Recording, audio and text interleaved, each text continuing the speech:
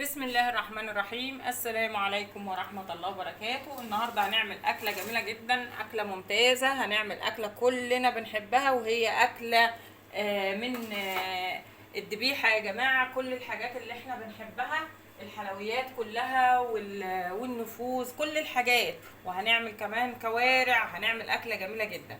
اول حاجه بعملها نصلي على الحبيب المصطفى عليه افضل الصلاه والسلام، ونبدا ان شاء الله نعمل وصفتنا.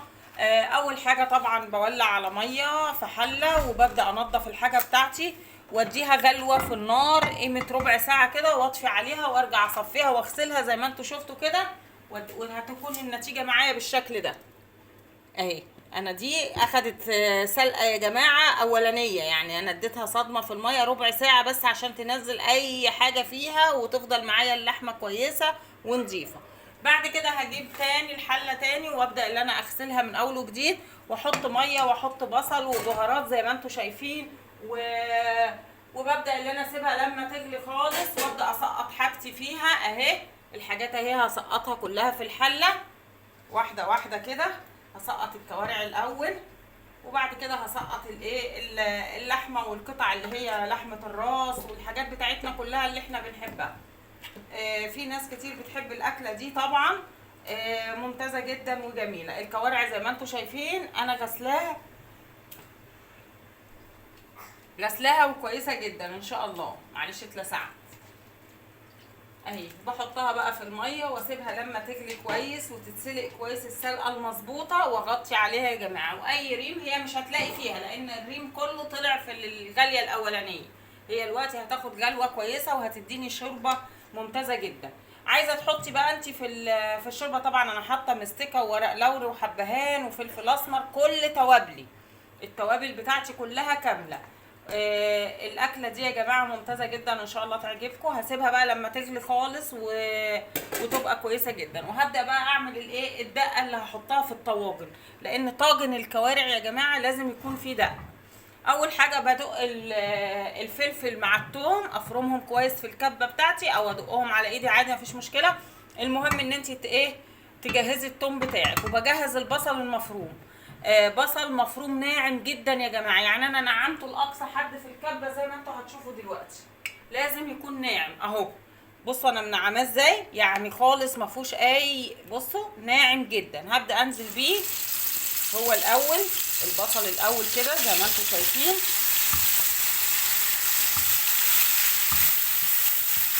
اهو. ناعم جدا جدا جدا زي ما انت شايفه. هو ده النتيجه اللي انا عايزاها. بنفس الطريقه كده يتشوح تشويحتين كده حلوين اهو.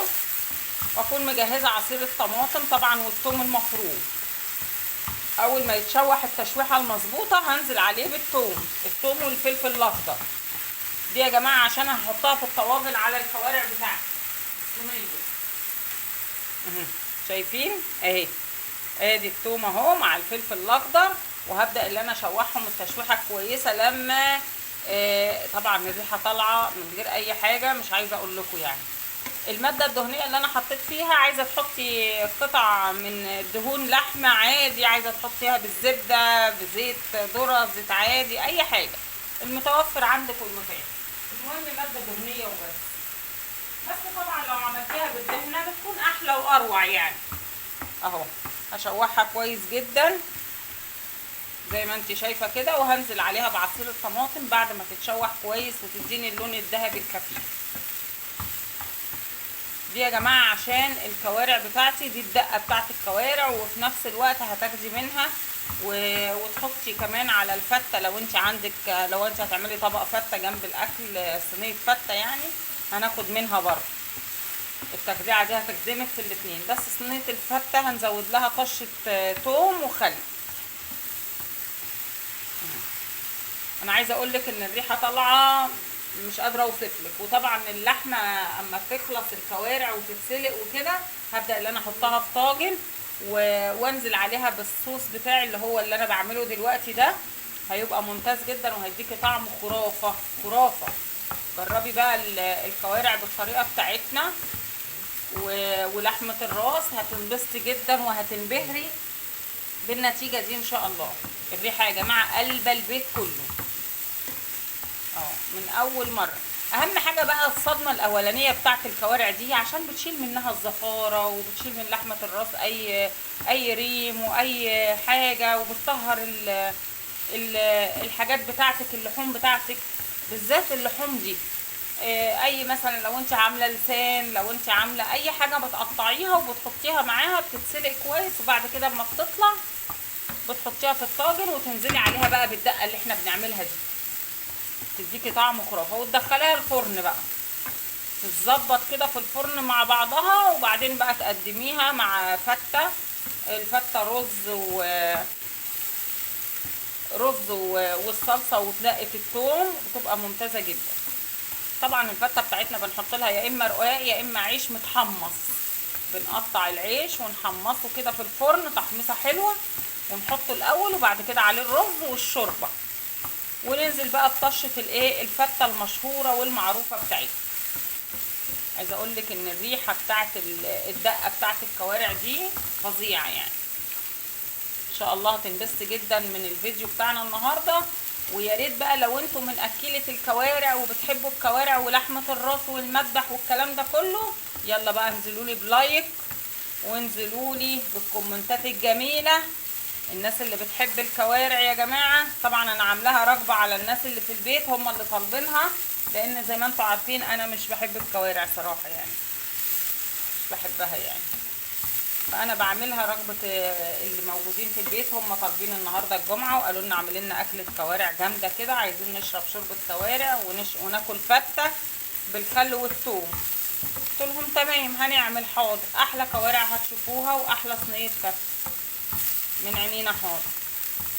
يلا بقى احنا لازم ننوع في الاكل، ومش عشان انا مثلا ما بحبش الكوارع اللي في البيت ما ياكلوهاش، لا طبعا ما ينفعش، لازم اعملها وابتكر فيها وتطلع اجمل واجمل، وهم ياكلوا وينبسطوا كاني انا اكلت وانبسطت. انا طبعا هعمل ملوخيه النهارده وهعمل الفته، هاكل من الفته وهاكل ملوخيه. كل سنه وانتم طيبين، يا رب يجعل ايامكم كلها خير وسعاده وتكونوا مبسوطين، وتكونوا كده سعداء ودايما في خير يا رب وفي سعاده، اللهم امين. يلا عشاق الكوارع بقى حطوا لي احلى لايكات بقى، والناس اللي عندها بقى منتديات ارفعوا لنا منتديات سطوح يعني، وربنا ييسر الامور للجميع يا رب. اهي بدات اهي تديني اللون الذهبي، هو ده اللون اللي انا بدات اللي انا عايزاه زي ما انتم شايفين كده. هنزل عليها بقى بالصلصه الطماطم بتاعتي، عصير الطماطم، طبعا عصير طماطم بتاعي طحناه يعني مش على الاخر، خليها مش خشنه شويه مش ناعمه، عشان طبعا تديكي في الطاجن صوص حلو، تحب اللي انت تاكلي من الكوارع وتبقى ممتاز. هننزل بقى بصوص الطماطم، عصير الطماطم، وهتبلها بقى التتبيله المظبوطه جدا. التتبيله بتاعتي عباره عن فلفل اسمر، ملح، شويه كمون، وهنحط شويه خل اهي. نزلنا كده بالطماطم بالراحه كده واحده واحده، هنقلبها كويس وننزل بالتوابل بتاعتنا كامله. اهم حاجه شويه الخل كمان، ما تنسيش الخل في الدقه دي، لان الدقه دي اساسها خل يا جماعه. هنحط شويه خل ونحط التوابل وهتشوفوا احلى نتيجه واجمل نتيجه ممكن تشوفوها اهي. شويه خل حلوين كده محترمين، وحطي بقى الملح والفلفل الاسمر والحاجات بتاعتك كلها شويه محترمين من الفلفل الاسمر، عشان طبعا الدقه يبقى طعمها ممتاز.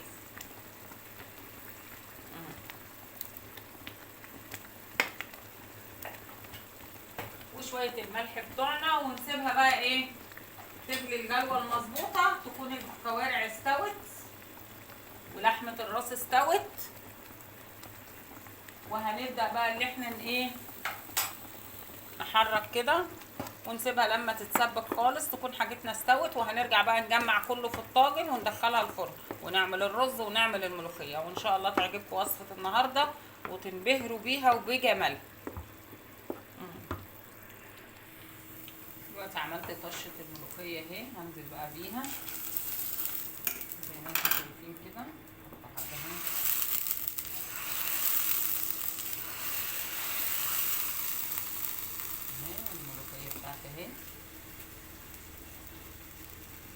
جدا زي ما انتم شايفين كده. تمام الملوخيه. هنبدا ان احنا بقى نجيب اللحمه بتاعتنا نحطها ونحط عليها الصلصه وندخلها الفرن. هنزل عليها بالصوص بقى بتاعنا كده كله شويه كويسين كفايه كده. خلي دول الصلصه وهبدا ان انا ايه انزله عليها كده وادخلها الفرن على درجه حراره عاليه واسيبها بقى مع نفسها شويه كده لغايه لما تستوي كويس جدا وارجع لكم تاني ان شاء الله. ادي الصينيه اهي ثواني بس.